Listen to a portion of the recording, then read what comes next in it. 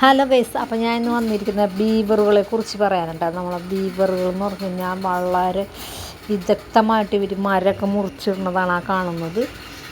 ഇവർക്ക് നല്ല രീതിയിൽ മരമൊക്കെ മുറിച്ചിടാനുള്ള നല്ല കഴിവുണ്ട്. അപ്പോൾ അതുപോലെ തന്നെ ഇവർ കൂടൊക്കെ തടാകത്തിൻ്റെ ഉള്ളിൽ നിർമ്മിക്കുന്നത് പോലും വളരെ രസമാണ്. തടാകം വരെ ഒരു ബണ്ടിൽ കെട്ടി നിർമ്മിക്കുന്നത് ഒരു കാഴ്ച നമുക്ക് കാനഡ എന്ന് പറഞ്ഞാൽ ഒരു രാജ്യത്ത് ഈ ബീവറുകളാണ് ഇങ്ങനെ ഒരു തടാകം നിർമ്മിതമാക്കിയിരിക്കുന്നത്.